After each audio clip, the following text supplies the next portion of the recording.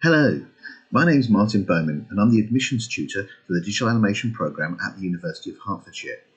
This presentation is about the type of artwork and quality of artwork that we need to see in your portfolio in order for us to consider you for a place on our programme. The Digital Animation programme at the University of Hertfordshire contains 4 degrees. That's 2D digital animation, 3D animation and visual effects, 3D games art and design, and comics and concept art. So, some information about this presentation. All the artwork in it was made by multiple students who all gained places on our BA Digital Animation programme at the University of Hertfordshire, and it was all created before they joined our degrees. Each degree has its own requirements. Make sure you address the needs of that degree before creating artwork that isn't relevant to applying to that degree. All the degrees require life drawings, perspective drawings, character and environment artwork. There are then also specific areas for each degree later in the presentation. Now, aside of being a talented artist, you also need to be an intelligent person. Animation requires a real ability to think, so make sure when you're applying to us, you're a clever, organised, knowledgeable and enthusiastic type of person. This is not like any other art course you're going to apply to. I advise you to research the industry and know what it is you want to do in the future, what jobs you want and where you want to work, and be realistic about them. Don't tell us that you all want to work for Pixar or Disney. Lastly, we receive around 1,200 applicants a year. We have 110 places at the time of recording. We are one of the top animation schools in the world. So you are competing against the world when you apply, not just UK applicants. So you need to be good and you need to show us the work we need to see. So get drawing, get modelling, get animating, get being creative and do fantastic stuff and then show it to us. So, first section we're going to look at is life drawing, and trigger warning for those who are scared of life drawing, and naked people are coming right up, so hide, run away and close your eyes at this point. So, the examples of life drawing from our students. So you can see shorter sketches on the left, to more detailed mathemy ones in the middle, and again a variety of poses on the right. Again, line drawing with small amounts of shading, or fully painted and coloured. All these things are perfectly relevant. There's all different ways of drawing life drawing, but they all tell us useful stuff. Really good tonal values here and understanding of form. So we're looking for like whole body drawings as much as possible. Really good understanding of anatomy, musculature, the understanding of the skeleton inside the body, poses, these sorts of things. We really do want you to be able to draw properly. So some advice about life drawing. Whenever possible, draw from life, from actual real people. If your college or school doesn't have classes for life drawing, and sadly many don't, look for adult education classes at your local art college. You can also see excellent free videos about life drawing or art on the Proco channel or the Drawing Art Academy channel on YouTube. And I've put some links there for those, for the Proco channel and the Drawing Art Academy, but also on the specific videos are very impressive for human anatomy proportions, head and face proportions, and hands on those addresses. I also recommend getting hold of a copy of Andrew Loomis's book, Successful Drawing. And that book will help you immensely with life drawing and perspective skills. Now, when you're looking through and watching the tutorials exercises above, don't just copy them. Use the knowledge in them to draw your own life drawings. And again, preferably draw from life. If you can't necessarily get to draw naked people, draw people who perhaps have got underwear on or swimwear, that sort of thing. That's perfectly fine. Now, whenever possible, draw the whole body. So it is useful for us to see studies of hands and feet as a separate thing, but the whole body tells us whether you understand limb proportions, the volume and form of the body in different postures, for shortening, for example. Include some of the figure's environment as well, so a chair, maybe a floor, ceiling, etc., to prove you can handle perspective. If you get a chance, draw skeletons or écorché images, then do so. An écorché image is a drawing of the human body if you were to remove the skin from it so you could just see the muscles and bone underneath. Sometimes these are called anatomy drawings as well. So make sure you measured proportions as you draw. So one of those videos I've mentioned before will give you advice on that. Draw confidently. Try to avoid drawing hundreds of small scratchy lines that look like a mess. Please sharpen your pencil. This is really important. Don't draw the blunt pencil, it's horrible. Resist the urge to ruin a good drawing by adding a thick outline. And remember, make sure you draw on plain paper. So you're an artist, so be an artist. Artists do not draw on lined paper. Lined paper is for people who want to work in business. Okay, that's fine for them. You want to be an artist, you draw on plain paper. Do not draw on lined paper. Avoid the pretentious stuff your art teacher might make you do. So if they ask you to do stuff like draw with a shoe, or draw with your non-dominant hand, or draw blindfolded, all sorts of that stuff art teachers tell you, just, well, keep them happy, but don't show us that artwork. So ask yourself, would what you are drawing work well in a 19th century art class? If so, do it. Show us that sort of art. We need to show art that actually shows ability. Draw some short and some long poses. Use shading or tone. Use any media you like, as long as it looks good. We don't mind what you draw or paint with. So pencil, biro, brush, paint, charcoal, chalk, anything you like. If you can draw with it and get a great image out of it, then use it. We don't mind. Perspective drawing. So, not just copies of YouTube tutorials of how to draw cubes. Actual drawings of locations or objects in perspective, and at least 2-point perspective, please. So here's some examples from our students. This is work they created when they were applying to us. Some of this is 3-point or higher, but you can see the large image on the right is a 3-point image. The interior image at the bottom middle, as it were, of the interior of the shop, that's a 2-point image. That's perfectly fine for the sort of thing we'd like to see. Here, this slide here, the image on the left, that's a 2-point image. That works perfectly well. That shows me you can understand 2-point perspective. On the right-hand side, there are other examples here. There's some 5-point in the more spherical image there for doing fisheye lens. You don't need to show us that. If you don't have the ability to do it, don't worry about it. 2-point perspective is fine. So, learn how perspective works. Set up a horizon line. Learn where to place vanishing points. Understand the recession of forms in space, how things scale as they recede. Really look at architectural forms. See how windows and doorways are formed. So windows and doorways are not just sort of flat rectangles you draw on the surface of a cube. Go and have a look at a real building. You'll notice that they are recessed, or perhaps they extrude outwards depending on the building, but they are not flat against the surface. How do steps work? Why is a roof shaped like it is? And learn about different styles of architecture. Now, don't just copy some YouTube tutorials. All that shows us is you can copy a tutorial, but you have no original skills of your own. Learn from good tutorials. So I mentioned Andrew Loomis's book, Successful Drawing. It's probably the best one for perspective. And then create your own environment or perspective drawings with your own designs in them. We are looking for knowledge of 2-point perspective. Don't worry about the higher levels of perspective. Although if you're talented at drawing, 3-point is very useful. 4-point is only really for 2D animators who need to make specific types of animated backgrounds, so don't worry about 4-point perspective. And 5-point perspective is for people who like to show off their fisheye lens effects. Again, if you're going to do that, calm it down. Usually the urge when drawing a 5-point is to make it ridiculously distorted.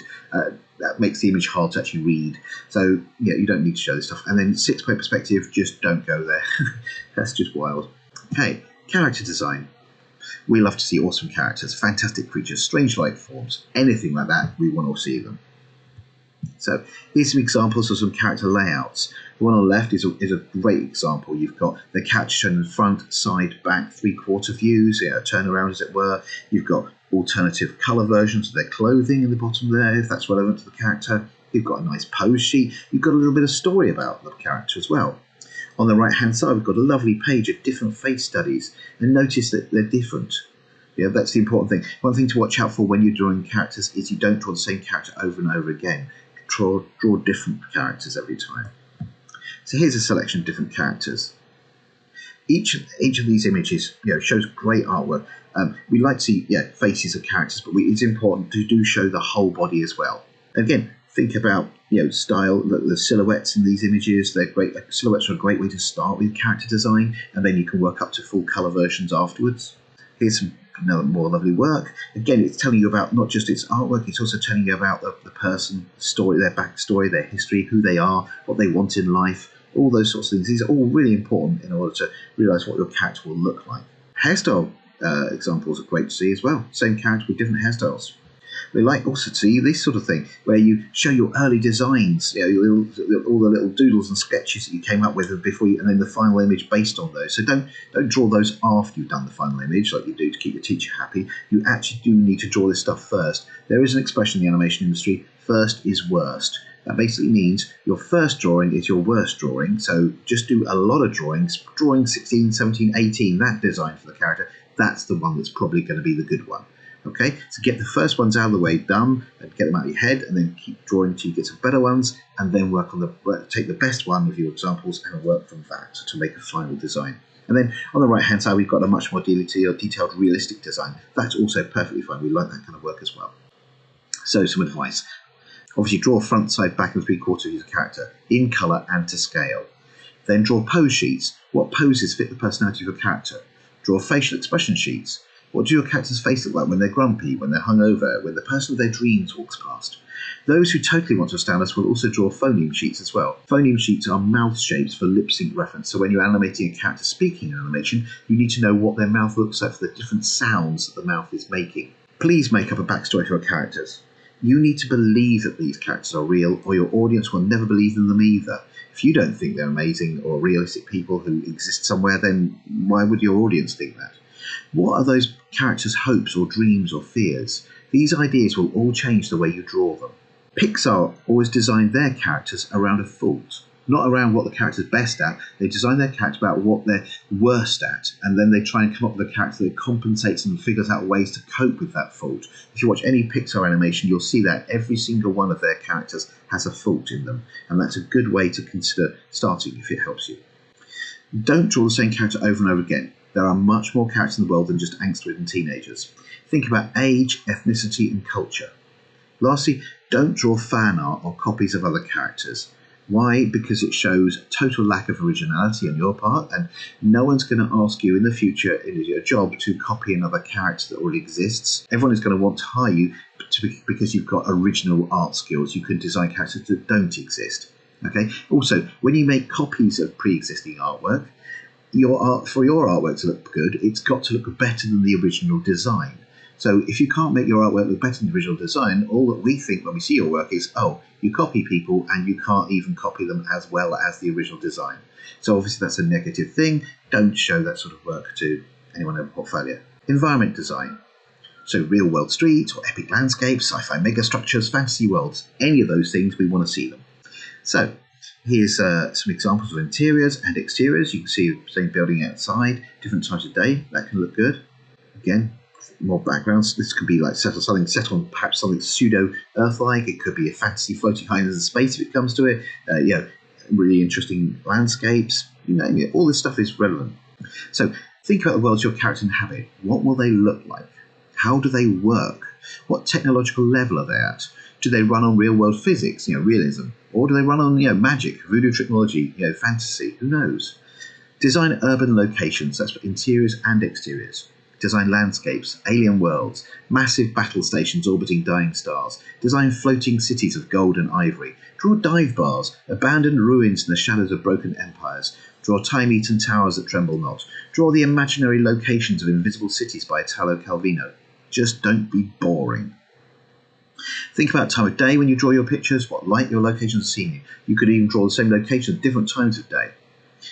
Research into how buildings are constructed. Learn about architectural styles. Try drawing buildings as front, side and top-down images and then place those designs into perspective. 2D animation. Right, so from here onwards, the presentation is about the individual degrees and the requirements for them. So this next requirement is for people applying for the 2D animation degree. If you're not applying for 2D animation, you can skip this bit and don't worry about it. But if you're applying for 2D animation, we really do want to see your animations. If you don't have animations, we will not be considering you. So design your characters, then bring them to life. Don't forget some beautiful backgrounds to go with them. And also, if you've got any, show us any After Effects motion graphics work you have. There's some example animations. These are just simple tests. So you don't need to show us epic 3-minute long films. We would much rather see short little tests to show that you can animate that are done really well than we would like to see an epic 3-minute film which is animated badly. Now we have another one here. This one goes from sort of line drawing, roughed out, to fully coloured. So we don't need to see every animation as a fully coloured animation. Line drawing is fine, but show us at least one that is fully coloured.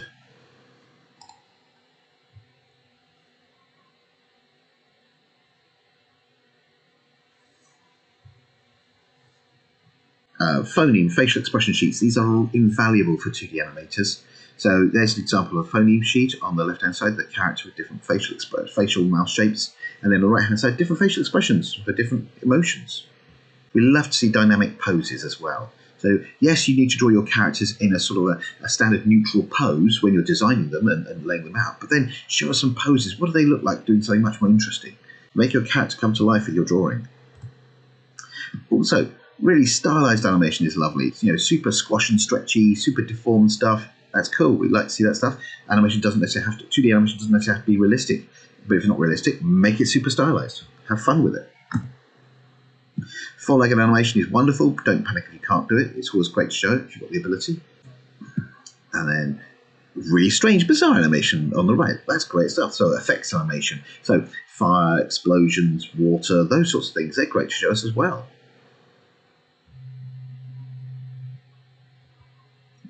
So, like I said, don't create an epic 3-minute film. You'd rather see a few short animation exercises done really well than one long and badly animated film. Try to create animations that have your own characters in them. We're happy to see obvious versions of animation exercises from books such as the Animated Survival Kit, but we are more impressed when we see you draw your own characters moving. Like I said before, try and show at least one exercise that's fully coloured. The rest can be line drawings. You can include rough pencil tests in your portfolio, but your drawings must be very clear at the same time. Animatics are not examples of animation. We need to see animated moving characters, not a few storyboard images rendered into a video file pretending to be an animation. Show full body animation wherever possible.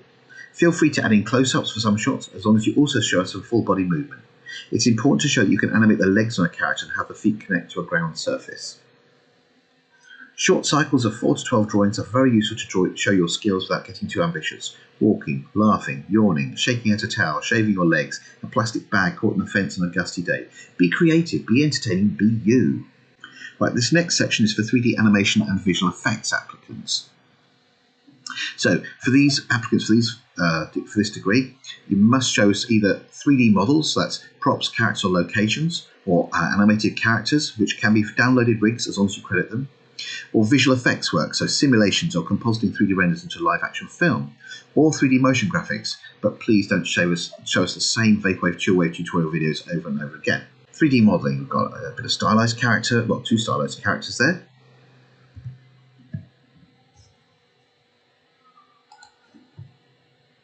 They don't have to be animated. A turntable is fine. If you don't know how to do a turntable, just show us some still renders from the front, side, back, and maybe 3/4, that sort of thing. Just shows your character from different angles so we get an idea of what they look like and how well you've modelled them.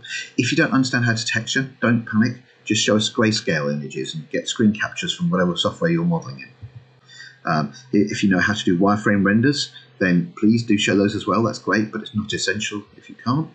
If you know how to set up things like this, showing you how you actually develop your sculpting over time. So you've got some screen capture software. OBS is a free piece of screen capture software that will enable you to do this if you want to install it. And then you could capture you modelling the actual geometry yourself and show us how it's developing, and it gives us an idea, because it's quite interesting for us to see this, because it shows us your thought process as you're working, and it shows us when you reject an idea that didn't work, or you realise that one technique that will work and you then develop on further on that. And it's quite useful for us to understand your thought process while we're looking at the work, rather than just seeing the final process. It's saying, how did you get there? I'm just going to fast forward this a little bit. You can see it's developing and refining into a really strong piece of work. We like to see vehicles. Hard surface modelling is fine. If you're not a character modeler, then don't worry about it. Make it something like a vehicle, or a prop, or a location, like these. If you're kind of new to 3D, making props or environment location stuff is probably the easiest thing to start with in order to get good results. These obviously really work good examples. So they're showing modelled, rendered, textured, a wireframe overlay, add some lighting to it, a bit more, add some comp, bit more fixes in comp, and a lot of colour fixes in comp to the final result. And they're just a straight render. If you don't know how to do these sort of breakdowns, don't panic. Straight renders, or just even screen captures of your work are fine. Just some examples. If you're more of an animator, then download a rig and animate that. Or if you know how to rig, set up your own rig, build your own characters, rig them, get them animated. If you have made a long animation, you don't need, and you don't need to show it to us. What you could do, if you're sensible, is cut clips out of it, take the best shots out of it, and show us those best shots. So this is an example.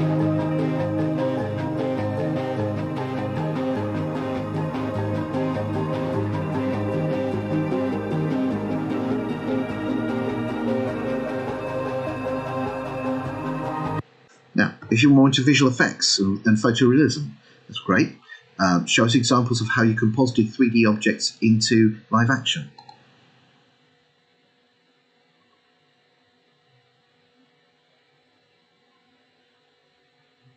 obviously there the clock was the 3D element comped into the scene, and there's render of the 3D clock itself.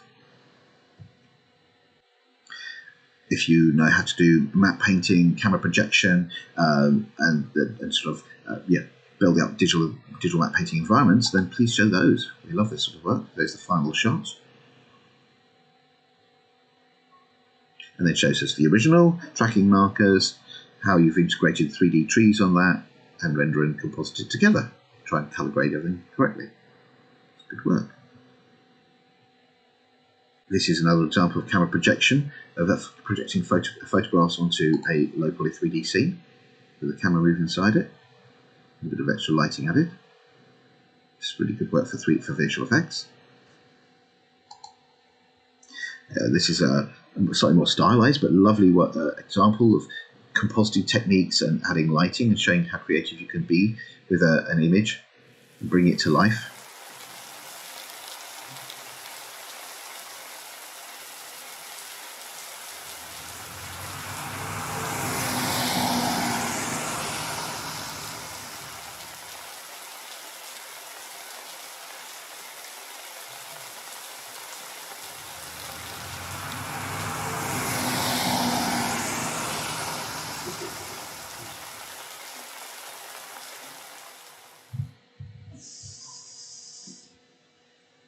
So, advice. Regarding animations, show us short, high-quality exercises or clips of work. As I said before, we don't need to see epic 3-minute films. A few seconds of high-quality work tells us a lot more than 3 minutes of mediocre. Animations you made using downloaded rigs are perfectly fine. Just credit the rigger in your portfolio. So if you don't know how to set up a rig, don't worry. We wouldn't expect someone who's applying to us to have that knowledge or skills. So just download good quality rigs and animate with them. If you do understand how to rig, then brilliant. Please show that to us. It's a rare thing, and we're always very interested in people who can rig. So do learn from tutorials, of course, you must do, but go further. Don't just copy the tutorial. So we've seen more than enough blended donuts, isometric stylized 3D rooms, and chill wave, vaporwave, motion graphics tutorials. Develop the things you learn from tutorials and put your own original touch on them, or just make original work. If you can't text an object, then just show good modeling. You don't have to show visual effects or animations. Make sure you work from reference when you model.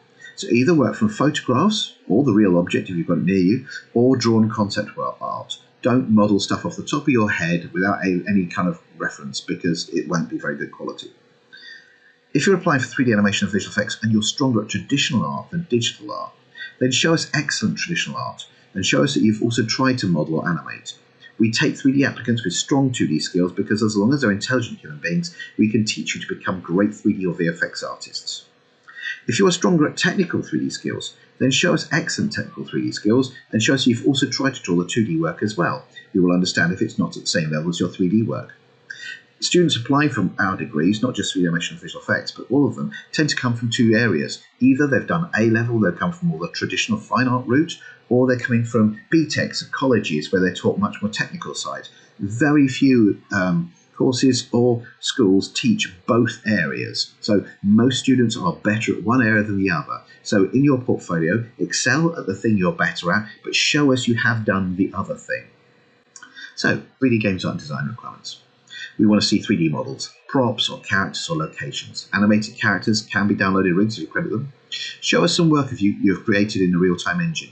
So build your own room or part of a level, try to make it interactive, show us that you're keen on interactive real-time 3D. Don't just download some files from Quixel Megascans. We want to see what you can make yourself.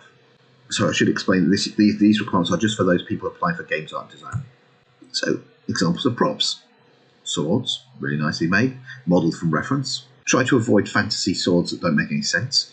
So again, grenade model from reference, but then you can also don't have to do realism. You love stylized work as well. The games industry has a lot of stylized games in it. We love to see cute little stylized things. Show us these designs, how you came up with those first original designs, work them up to the final design, and then move that into 3D. Environments, we love to see environments. Put those together, show us your environments. If you can screen capture a video of you moving through that, that's great to see as well.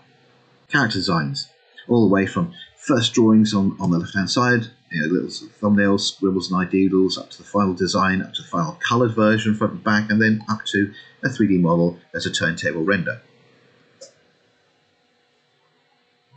If you're good at sculpting side of things, yes, please show us anatomy sculpts. done in ZBrush or in Blender or whatever 3D package you've got access to that has sculpting functions.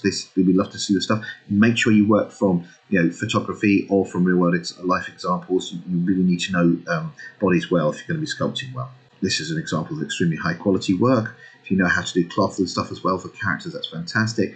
Again, if you don't understand how to do the texturing side of things, then just make models in Grey if it comes to it, and show us really strong design artwork as well on the side. You don't have to show animations, but we do like to see them if you've got them. If you're not a character artist, then show us prop art or environment art. Prop art, by the way, is things that a character can pick up and use in the game. So that could be a weapon, could be a tool, could be a backpack, an item of clothing that's useful, I don't know, something that makes or it could be a pickup, whatever it is. You've played games, I hope. Environment art is what it says. That can be everything from buildings to the streets, the ground itself, could be foliage, could be anything, or vehicles. If you're good at vehicle art, show us vehicles. Most games artists are good at one area, but not all of them. So show us what you're best at. Make sure you work from reference from your model, either photography or drawn concept art. If you're applying for 3D games art and design and you're strong at traditional art and digital art, then show us excellent traditional art, and then show us that you've tried to model or animate. We take games art applicants with strong 2D skills, because as long as you're a smart person, we can teach you to become a great 3D person. If you're applying with strong technical skills but not so strong art skills, then show us examples of interactive levels you've made, examples of complex blueprints, shaders, sequences, impressive modelling and texturing, that sort of thing. And then just show us examples that you've tried drawing, the perspective, the character design, that sort of thing. So, students applying for comics and concept art. We want to see, oddly enough, character, prop and environment designs. We also want to see comics or well-drawn storyboards that show you can illustrate a story in multiple images. You can tell a story as a narrative over time. Paintings of characters in locations, so not just characters on their own against a neutral background. 3D models of characters, props or locations. That's an absolute vital skill here. The concept art industry works a lot of the time in 3D. You will have to make stuff in 3D, and there we go, we will be teaching that. So show different styles of artwork, from stylized to realistic. Comics.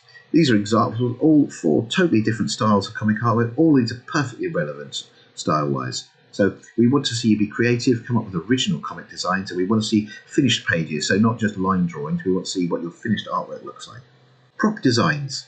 A mundane object that's got to be in an animation or a game or whatever you're designing for, and make it interesting. Bring it to life. Give it appeal. Make the audience want to go, wow, what is that thing? It might only be a broom, but it looks so cool. Or it might just be a cake in a baker's shop, but hey, it looks fabulous.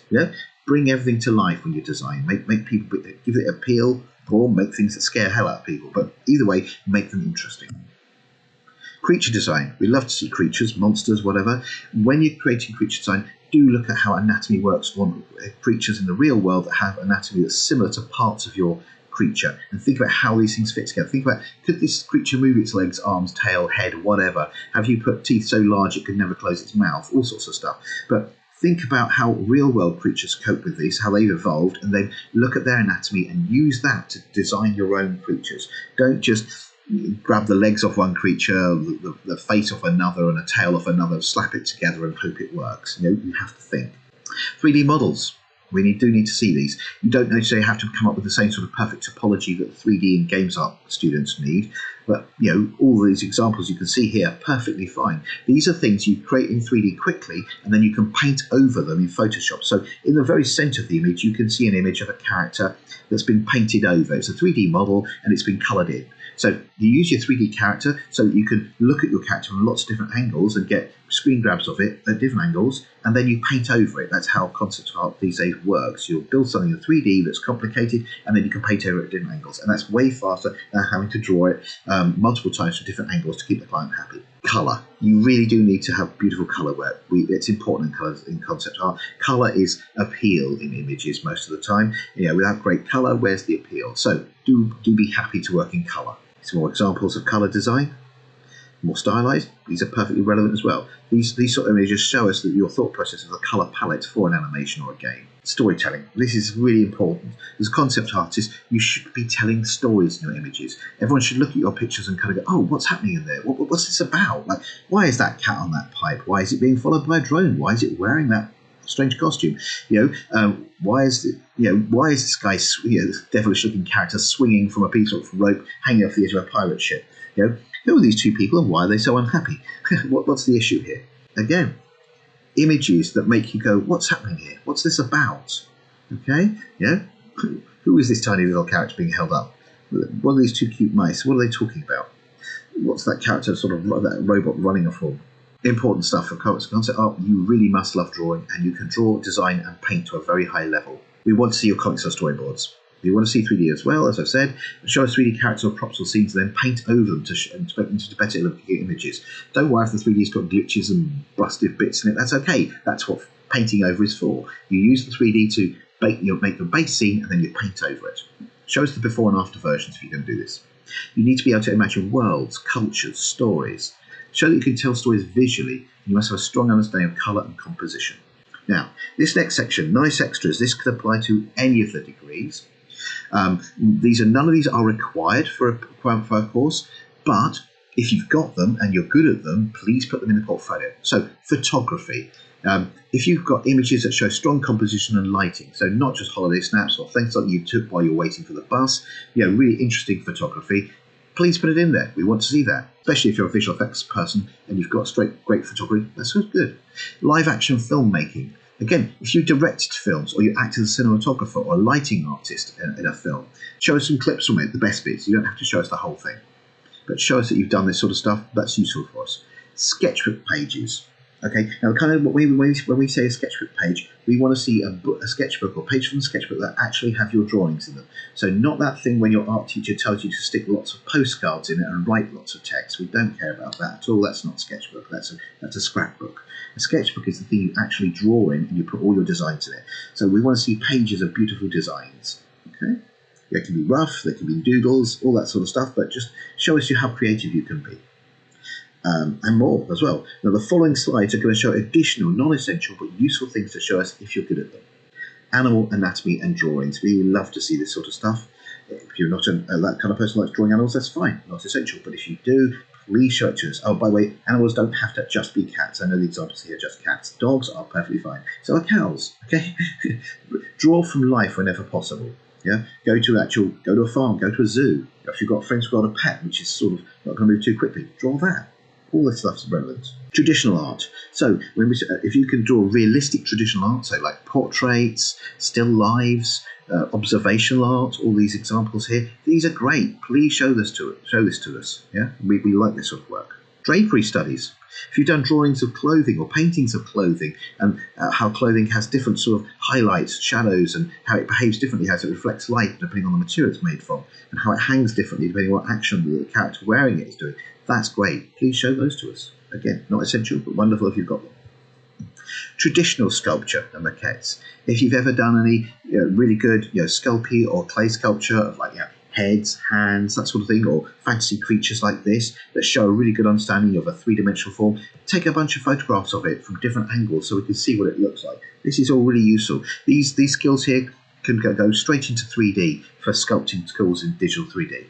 If you've got really strong technical 3D skills, like for example for creating shaders or blueprints or rigging. So for example, this Game Boy here has a version of Tetris on it, which is actually playable in 3D. So you can actually pick up a 3D Game Boy in the game and actually play it. Quite impressive. Item on the right, the world there is a procedural world which you can generate every time you make settings in the actual blueprint. It will generate you a new world based on some of the input geometry and create images to apply to the surfaces and textures. So if you're really good at this really clever procedural way or programming way of working, show us examples of it. It's really important to us. If you understand things like map painting, so projecting images onto cards and locally 3D forms, this is also really useful. Again, not essential. If you're into simulations, we love to see fluid simulations, rigid body simulations, cloth simulations. Here you're seeing some rigid and fluid simulation at the moment. This becomes rigid, bursts, combination of rigid and fluid. Again, rigid and fluid simulations. So software like Houdini, you can download Houdini Apprentice, it's free. Some advice for the recently terrified. So if you're looking at all the stuff we've created here and you're thinking, oh my word, that's incredible, how am I going to create this sort of stuff? I can't do that. Don't panic, okay? First thing, all this art was made by people who were very serious about wanting to get a place on this course. Not all of them had incredible levels of quality in all aspects of what we look for. In fact, most of them didn't. But what they were good at is they were really good at half of what we were looking for. So if you're coming from a traditional 2D background, we expect to see excellent 2D art and design skills. If you come from a more technical 3D background, you expect to see excellent work in 3D and technical stuff. The other parts of your portfolio might not be as good. It's very rare for us to get students who excel in every part of the portfolio. They do exist, but there are very few of them. Okay, so we'll just be looking for someone who's strong in one area and then has also attempted the other areas. If the work here looks better than the art you create, then do not give up. Giving up is for losers. Don't do that. Start to identify why your work isn't good enough and fix it. Don't just draw or model or animate things. Think about what is good or bad about your work. If you don't know, then get feedback from those who do. Get advice. The most important thing you can do as an artist is to be constantly getting criticism from other people who know more than you. Okay, so don't just ask your mum, because she'll probably tell you your artwork is lovely, unless of course she's an art director in the animation industry, in which case she'll whip the hell out of you and tell you exactly how to fix it, in which case that's fine. But get advice from other people who aren't going to lie to you and say nice things. They're going to tell you what's actually wrong with your artwork. Draw and create all the time. Chuck Jones, hopefully you know who Chuck Jones is. Chuck Jones once said that everyone has 10,000 bad drawings in them. Get them out of you as fast as you can. Please use artstation.com to show us your portfolio. ArtStation is a free website which is set up for showing portfolios for people who want to get jobs in the animation and games industries. It's where all the professionals put their artwork. It's really easy set out. It's free. You can put your artwork on it easily. You can send us a link. It makes it very easy for us to see your work and go through it and to discover whether you are the kind of person we want to see or not. It's fantastic. It makes our lives very easy when you're applying to us. If you're going to show us the terrible Wix website you have to make for your college course, which is extremely buggy and doesn't play back very badly and takes hours to load, then that's going to be not a good thing when you're applying to us. Remember, we have to look through, or I have to look through 1,200 portfolios every year. That means that you want to make sure your artwork impresses me, and your website, if I'm looking at it, makes me go, oh yeah, instantly, here's some good work. Another thing you can do, you could join our student forum at 3dhit.co.uk. This is where our students hang out. They show their work in development. They post their own queries about how to do stuff. Our alumni, the people who graduated from the course and are working in the industry, they hang around on there to give advice to the current students. Serious applicants for the course will post their work there to get criticism from the students to make sure that they get the best quality work before it gets sent to us, the lecturers. If you don't have the required areas we ask for in the portfolio, you are almost certainly going to be rejected. Okay? You are competing against 1,200 other people. If you don't put the effort in, one of them will. Guess which one of you gets the place. Now, don't show your worst work first. I know that art teachers will tell you to put your worst thing first and build up to your best thing. That's very bad advice. Don't do that. I want to see your best work first. Show us something amazing so that I want to go and look at the rest of your portfolio. If your first image is really bad, then I'm just going to think, well, is there much point in me looking at the rest of the portfolio? So show best work first, always.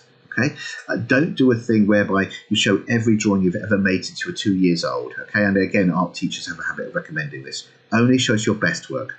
There's a saying in the animation industry: you are only as good as the worst piece of work in your portfolio.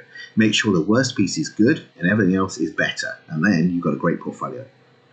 Of course, you can have art in your portfolio that's relevant to more than one of our degrees. Just make sure you've got the work that we want to see for the specific degree you're applying for, and then if you've got any extra cool stuff, bung it on top. That's great. We would like to thank the following students who gave their permission to show the work from their portfolios when they applied to our degree. It's very kind of you, and I'll put their names there. Thank you very much to all of you for giving us permission to use your artwork. It's very helpful of you. Contact details. So if you've got any questions about portfolios or the degrees themselves, you can email animation@hearts.ac.uk.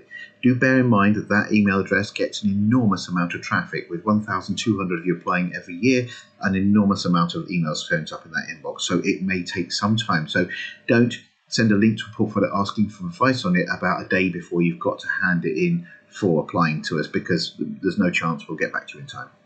Make sure you send stuff in early if you want that, and we cannot guarantee we can give any feedback on anything you send. We will do our best. If you want to watch example animations, games and visual effects and films made by our students, then please go to the two addresses here, the vimeo.com one and the YouTube one, depending which one you prefer to watch on.